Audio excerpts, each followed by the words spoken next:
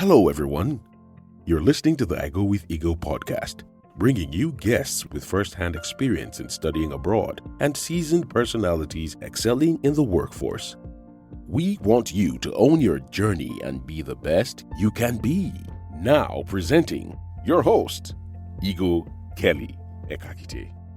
Hi everyone, welcome to the I Go With Ego podcast, the number one podcast in study abroad where inspiration meets action.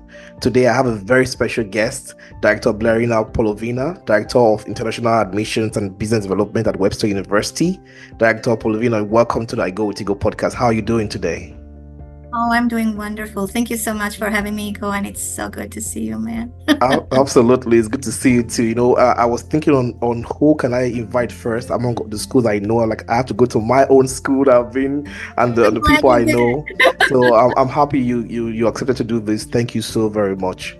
Thank you. Oh, my pleasure. Absolutely. So our topic is navigating success, international students' journey at Webster University. But before we start, I want you to introduce yourself so my audience can get to know you and get to know something exciting about you. All right. Yeah, I will be more than happy to. And I will just say my journey started just like you. Many years ago, back in 1998, right out of high school, I came to the United States as an international student. I was born and raised in Albania. And I was an international student at Webster University, just like you. So, my journey started many years ago, just like the students we talk to all the time. The desire and the dream to come to US was with me since I was little. And it came, I will tell you my story why, because people wonder all the time why I picked US. I was learning English. And as I was learning English, I came across a book. And I didn't know much English. I was still on my learning phases. Mm-hmm. But there was a sentence that hit me that says, America is a place of second chances. And I was like, whoa, what a cool place that could be. Yeah. They will give you two chances. And yet, just like you and me and a lot of other students, all we look is for that one chance. Sure. I mean, we only look for that one chance, and then we give it all to make it worth it, because we know the love and sacrifices we and our families have put through to make our dream come true. So that's where the love for America came for me as a little kid, wanting to come to the place of second chances. And it worked out wonderful, because many years later, here I am. My journey started as a student, but then life happened, family happened, I got married, had kids. So I ended up staying in the United States. And then when an opportunity came to work at Webster in the international team, I was like, hey, I'll give it a shot. And here I am many years later. Fun fact about me, I'm a mom of 5 kids. I don't know if you know it. I didn't know that. That's awesome. I have 5 kids, and they're my pride and joy. And as they're growing up, it makes me miss them more. But I know that they're there doing what they're supposed to do, live life and give it their all. And I'm here to support them. And at the same time, working with students who want to come and make their dreams come true. So. Absolutely, that's exciting. That's awesome. There's something you said that made so much sense to me. The land of second chances, and I tell people, like you yourself, my own story is a story of new beginning. I saw America as an opportunity for a new beginning for myself. I missed all I had to go through in Nigeria, so it's exciting that we share the same dream and the same ideas when it comes to studying in America. One thing that we worry about as international students is how do we come to America, and how do we settle in? Coming from a different place, a different land, a different culture altogether. So what are some unique challenges that international students face when they come to America? Well, I would say first and foremost, the culture shock. Yeah. It is different coming here, and it's scary. I mean, we have to recognize how scary it is to live everyone and everything to take a chance and come to strangers and come to a strange place and come to a strange country. It takes courage, it takes guts, and it's nothing but amazing when I see when students do that. So I always come with that understanding that I know you're afraid, and I'm here to tell you it's okay to be afraid. Let's take a deep breath and just open up yourself to the opportunities that will come along. But I think culture shock, it's a big thing. In the beginning, a lot of students face it's feeling lonely. You come in a country and you don't know anybody. It hits you, and it hits you hard sometimes.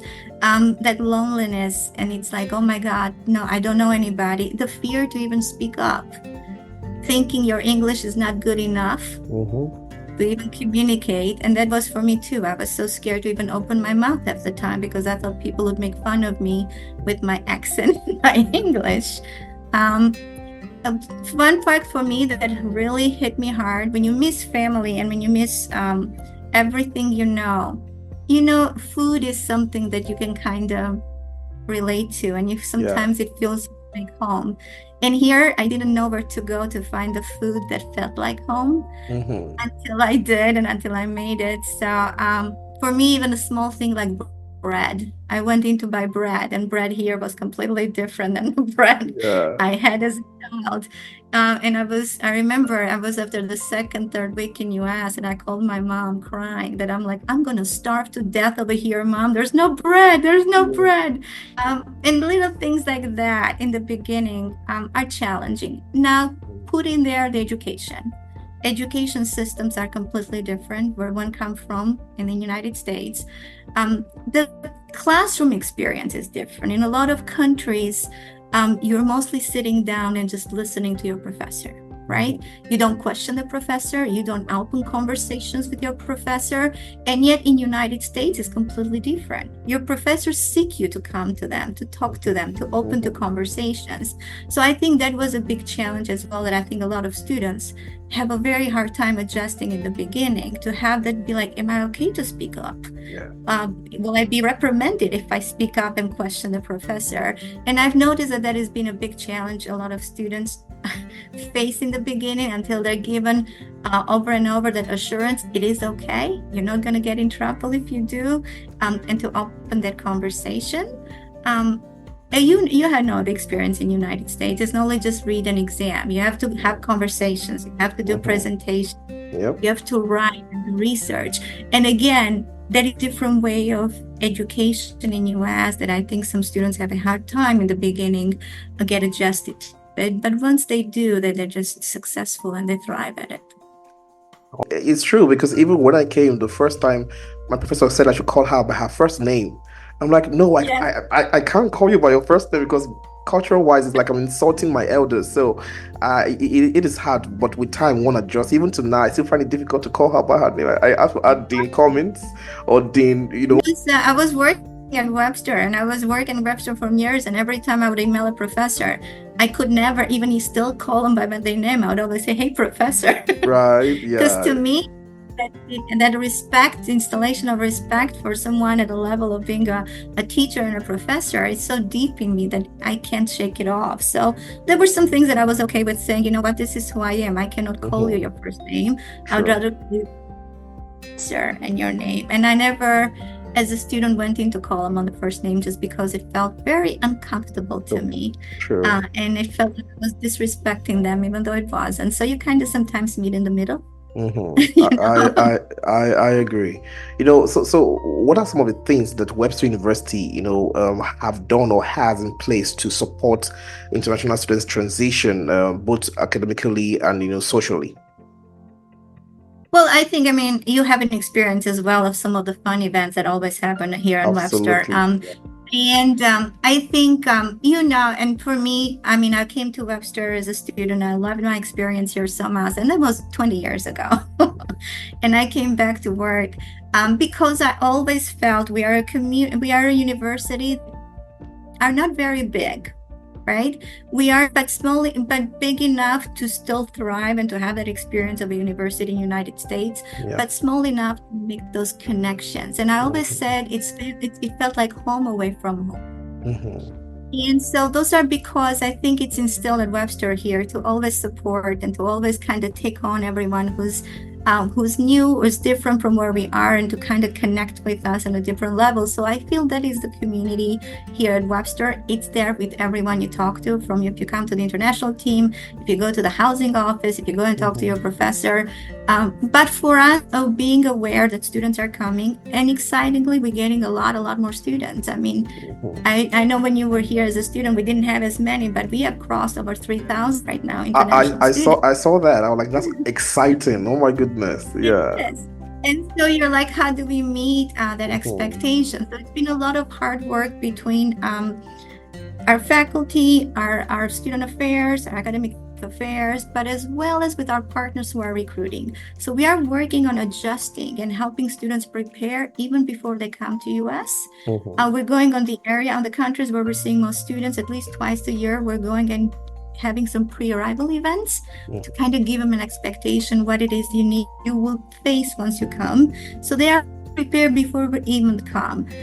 We have set up some online programs, so they automatically get access to all those online courses to prepare them for arrival. So a lot of it is like, how do we make it happen before they even come, at least to have an idea.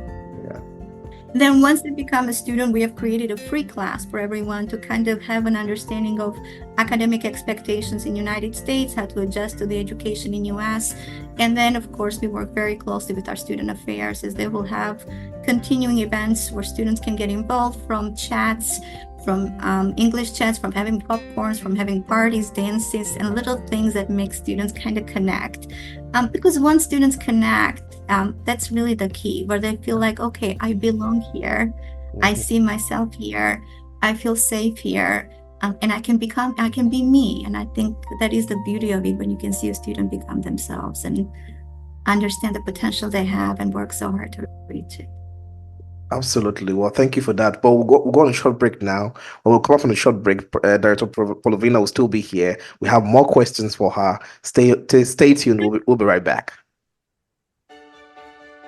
The I Go With Ego Pathway to Knowledge initiative is unlocking the potential of Africa's future leaders, one child at a time. This groundbreaking program is igniting hope and transforming lives by opening the doors to quality education for children who need it most. I Go With Ego, an educational consulting company, is on a mission to empower young minds and build brighter futures. Through their innovative initiative, they're connecting underprivileged children with the resources they need to thrive, turning dreams into reality, one child at a time. The Pathway to Knowledge initiative isn't just about providing educational materials or scholarships. It's about empowering dreams and unlocking potential. Every notebook, every pencil, and every opportunity they provide is a stepping stone on the path to greatness. Imagine a young mind filled with curiosity, eager to learn, and brimming with potential. Now imagine that same mind soaring to new heights, breaking barriers, and achieving greatness because someone believed in them. This is the vision that fuels the I Go With Ego Pathway to Knowledge initiative. But they can't do it alone. They need the support of individuals and organizations who share their passion for education and their unwavering belief in the potential of every child. Together, we can create a future where every child has access to quality education, where dreams are nurtured and potential is realized. Join us on this extraordinary journey as we walk the path to transformation with the I Go With Ego Pathway to Knowledge initiative. Let's make a difference, one dream at a time. Hi everyone, welcome back from the short break. We still have our director here, Director Polovina here. Thank you so much again for joining me. One thing I know that international students struggle with, it's scholarships, grants or financial aid, because most times, yes, we want to come abroad to study in the US and we have some finances or we have family finances, but when we come here, some things could happen. So how does Webster University or how has Webster University helped students in the past in terms of scholarship and grants? So with Webster, currently we do offer academic scholarships to both our bachelor students and our graduate students. With our bachelor students, it's more on the higher the GPA that they have when they come to Webster, the higher the potential for them to get a scholarship. So scholarships on our bachelor level vary from $12,000 to $20,000 a year. So the better they performed academically, the better they will be able to get a chance to have a higher scholarship. On the graduate students end, we have knowing and being aware of the challenges financially everyone is facing, especially after COVID. We decided for everyone who's been admitted to give them a discount of 15% of their tuition up to the point they graduate. So as long as they get their admission, they get admitted to Webster, they will get that 15%. To also help with challenges of finance that has been happening lately around the world, for all our undergraduate students who are living on campus, for the first 2 years, we are discounting their housing 30%. So that's a grant that they all automatically will get if they're admitted. And we're discounting their meal cost from $2,700 a semester to only $700 a semester. So that combination, we do believe, helps the students to kind of make their dream come true, thrive into the new environment that they're coming to, and hopefully help with some of the financial challenges. Of course, once they come students here, there will always be, and you took advantage of it. There's work study opportunities that students can apply for. If they're a graduate student, there will be graduate assistantships that they can apply for. And if they get those opportunities, there will be just extra money into their account or discount. And there's always new scholarships that become available once they become a student. So I always tell students, once you come to campus, any university they go to, it is very hard for them to think out of classroom. And a lot of students just focus on doing wonderful in classroom. Yeah. Fantastic. But I tell them, I want you to give that much importance to anything out of classroom. Get involved in groups on campus. If you find a job on campus, develop some of the skills that a lot of future employees will look for, and potentially future scholarships will look for. And so it's a two-way thing where students have to work and be proactive. But I think the more proactive they are, the more involved students get. Opportunities will come where they can be like, oh, cool, I can take advantage of this scholarship. I can take advantage of this scholarship.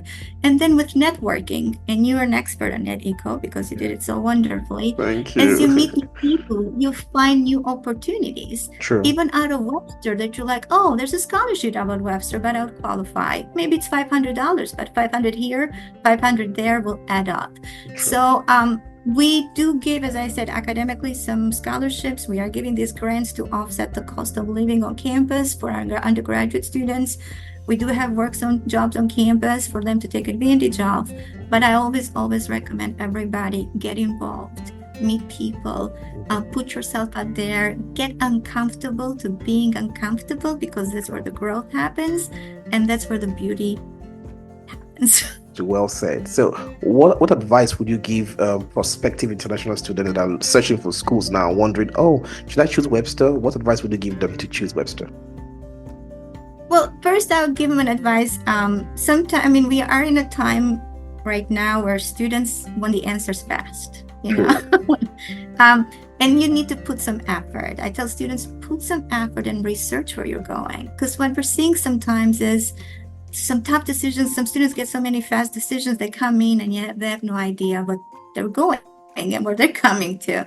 So please do some work into learning about the university you're going to, the city you're going to. Be proactive before you even arrive on things that you need to know. I know it's hard to say because a lot of the attention span of some of the students is not there, but please read the emails because they're there to prepare you for your arrival. But once they come in, again, open up and just I tell students, take a chance on people.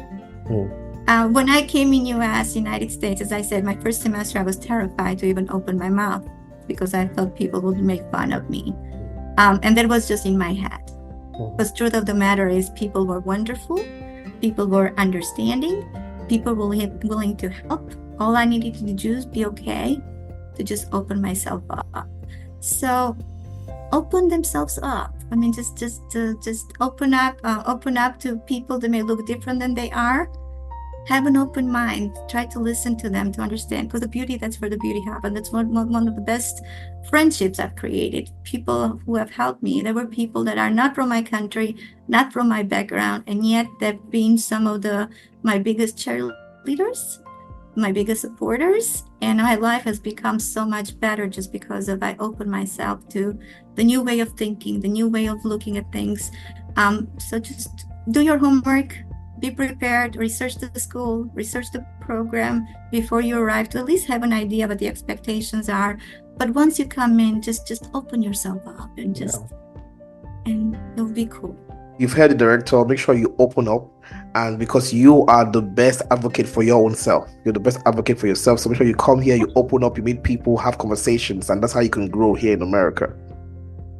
Absolutely. I think that's the key here in the United States. Look, there's a lot. I mean, if you look at the media, sometimes media, it's not fair. I think they only post what the bad looks like. True. I think people are better. I think good is more than bad anywhere. My experience has been wonderful.